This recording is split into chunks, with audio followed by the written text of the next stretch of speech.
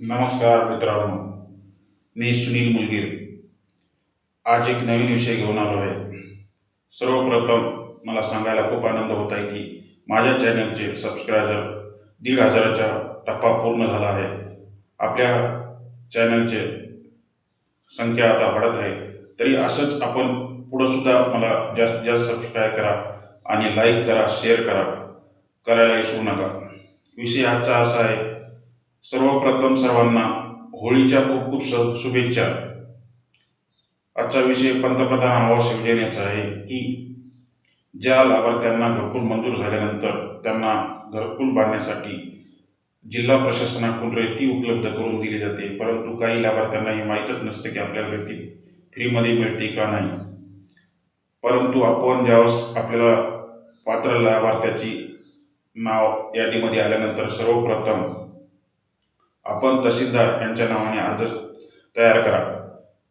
माननीय तहसीलदार साहेब, विषयामध्ये टाका पंतप्रधान आवास योजनेचे घरकुल मला मंजूर झालं आहे, तरी मला 6 बरास रेती तात्काळ उपलब्ध करून देण्याबाबत आपला MH जे घरकुलाचा क्रमांक असतो 9 अंकी ते लिहायचा। अर्जदाराचं नाव की अमुक अमुक मी या गावचा रहिवासी आहे, तालुका जिल्हा काय असेल ते XYZ टाकून द्या आणि MH 9 अंकी क्रमांक।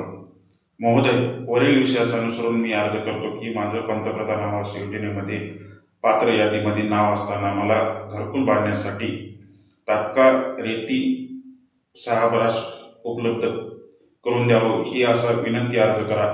त्यानंतर आपण तहसील कार्यालयातून ज्यावेळेस आपल्याला पावती किंवा टोकन दिलं जाईल 6 बरासचं, ते आपल्याला जिथून सांगतात तिथून रेती आपल्या स्वतःच्या वाहनाने आणावे लागेल। त्यासाठी आपण नियम शासनाचा जे असेल, शासनाच्या ज्या नियमाप्रमाणे आपल्याला चार्ज भरायचा असेल ते आपण भरावा आणि आपलं घरकुल बांधकाम पूर्ण करावे। आपण जर या चॅनलला नवीन असताल तर सबस्क्राईब करा, लाईक करा आणि काही आपल्या प्रतिक्रिया असतील तर नक्की कळवा की आपल्याला 6 बरास रेती मिळते का नाही मिळाली, याबद्दल मला नक्की कळवा। आपण काही प्रतिक्रिया देत नसल्यामुळे मला काही कळत नाही।